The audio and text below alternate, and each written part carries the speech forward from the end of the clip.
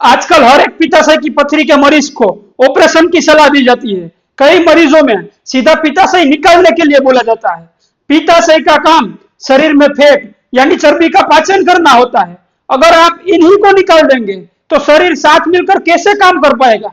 अगर एक भी ऑर्गन शरीर में निकाल दिया तो पूरे शरीर में जो संतुलन बना हुआ है वो टूट जाता है और मरीज को जिंदगी भर बीमारियों से लड़ना पड़ता है। तो आज हम आपको बताएंगे कि पित्ताशय की पथरी के लक्षण क्या है, इसके होने का कारण क्या है, यह किस लोगों में होती है और सबसे जरूरी कि कैसे बिना ऑपरेशन इसका जड़ से इलाज करना है।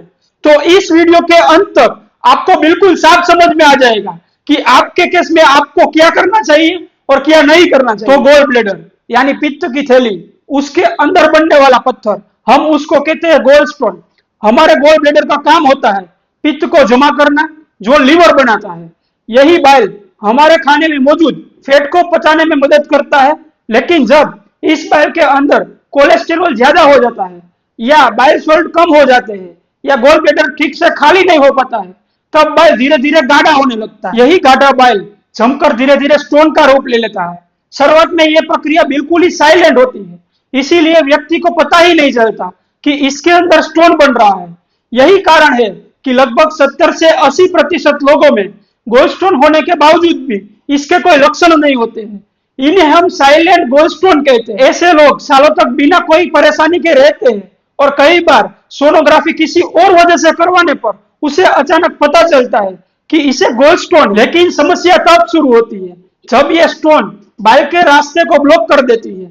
जैसे ही पत्थर सिस्टिक डक्ट या बाइल डक्ट में अटक जाता है, गोल ब्लेडर जोर से सिकुड़ने लगती है और वहीं से शुरू होता है गोलस्टोन अटैक। गोलस्टोन अटैक को मेडिकल भाषा में बिलियरी कोलाइट कहा जाता है। इसमें व्यक्ति को अचानक पेट के दाहिने ऊपरी हिस्से में बहुत ही तेज यानी मरोड़ जैसा दर्द होता है। यह दर्द कई बार पेट के बीच में या दाहिने कंधे तक भी जा सकता है। अक्सर यह दर्द फैटी खाना खाने के बाद या रात के समय होता है। दर्द धीरे धीरे बढ़ता है, लगभग 1 घंटे में पीक पर पहुंचता है और आमतौर पर 3 से 5 घंटे में अपने आप ही कम हो जाता है। इस दौरान मरीज को नौजिया वोमिटिंग भी हो सकती है। अगर दर्द 5 घंटे के अंदर अपने आप ठीक हो जाए और बुखार ना हो तो यह सिंपल गोलस्टोन अटैक हो सकता है। लेकिन अगर यही दर्द 6 घंटे से ज्यादा बना रहे और साथ में बुखार आ जाए, उल्टी रुकने का नाम ना ले और पेट दबाने पर बहुत ज्यादा दर्द हो, तो एक वार्निंग साइन है। इसका मतलब है कि गोलस्टोन ने अब कॉम्प्लिकेशन पैदा कर दी है। सबसे कॉमन कॉम्प्लिकेशन है एक्यूट कोलिसिस्टाइटिस यानी गोल ब्लेडर में सूजन और इन्फेक्शन। इसमें दर्द लगातार बना रहता है, बुखार आता है, भूख कम हो जाती है और मरीज को बहुत डिस्कम्फर्ट फील होता है।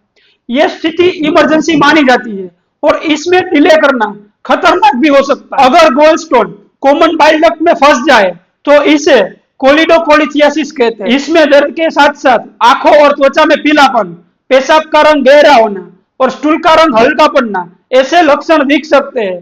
ब्लड टेस्ट में बिलीरुबिन बढ़ जाता है।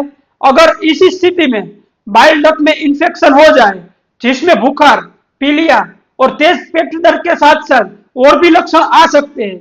अगर समय पर इलाज ना मिले तो यह कंडीशन सेप्टिक शॉक तक ले जा सकती है। कई बार गोलस्टोन पेनक्रियास के रास्ते में फंस जाता है जिसे गोलस्टोन पेनक्रियाटिस हो जाता है। इसमें पेट के ऊपरी हिस्से से शुरू होकर पेट तक जाने वाला दर्द बहुत तेज होता है, साथ में उल्टी और कमजोरी होती है।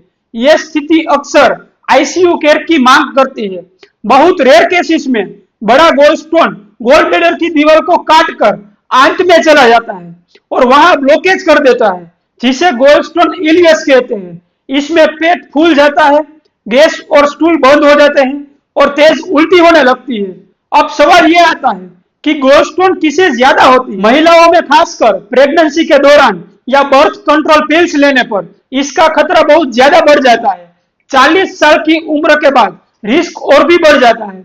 मोटापा, डायबिटीज, फैमिली हिस्ट्री, बहुत तेजी से वजन घटाना, कम पानी पीना, कॉन्स्टिपेशन और लंबे समय तक फास्टिंग करना, ये सभी गोलस्टोन बनने के बहुत बड़े कारण। कई लोग क्रैश डाइटिंग या एक्सट्रीम वेट लॉस करते हैं और यही गोलस्टोन बनने की सबसे कॉमन वजह होती है। गोलस्टोन मुख्य रूप से 2 प्रकार के होते हैं। एक कोलेस्टेरॉल स्टोन जो सबसे ज्यादा पाए जाते हैं और कोलेस्टेरॉल इम्बैलेंस की वजह से होते हैं, और दूसरे है पिगमेंट स्टोन जो बिलीरुबिन से बनते हैं और अक्सर एनीमिया, लिवर डिजीज या इन्फेक्शन से जुड़े होते हैं।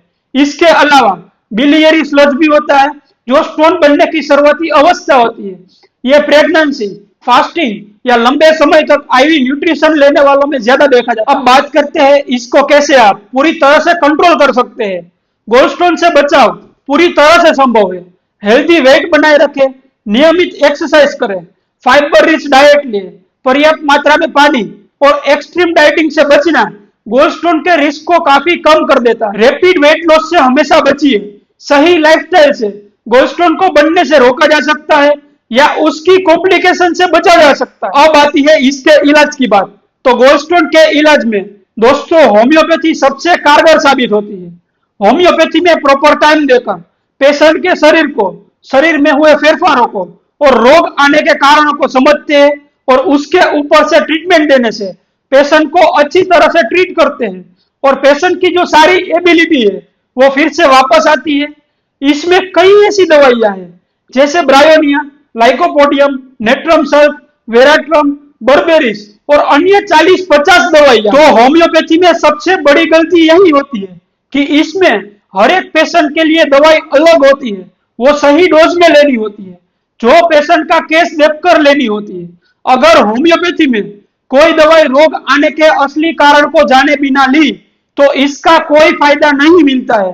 होम्योपैथी का सिद्धांत ही है रोग का कारण जानकर उस पर दवाई लेना। तो सन होम्योपैथी में है बेस्ट डॉक्टर्स की टीम जो बीमारी और उसके कारण को समझने में एक्सपर्ट है और पेशेंट को घर पे ही हाई क्वालिटी ट्रीटमेंट पूरे इंडिया में और पूरे वर्ल्ड में प्रोवाइड करते हैं। तो कोई भी पेशेंट फास्ट कुरियर की मदद से कहीं भी दवाई ले सकता है। तो आज ही डिस्क्रिप्शन में दिए गए नंबर पर कॉल करें और व्हाट्सएप पर मैसेज करें, अपना कंसल्टेशन आज ही बुक करें और अपनी कोई भी बीमारी का इलाज एक्सपर्ट डॉक्टर की टीम से करवाएं। तो दोस्तों कमेंट करें कि आपको क्या परेशानी में हो रहा है। इस वीडियो को लाइक करें और उस दोस्तों के साथ शेयर करें जिसको ये तकलीफ है और इस चैनल को सब्सक्राइब करके बेल आइकन को जरूर दबाएं।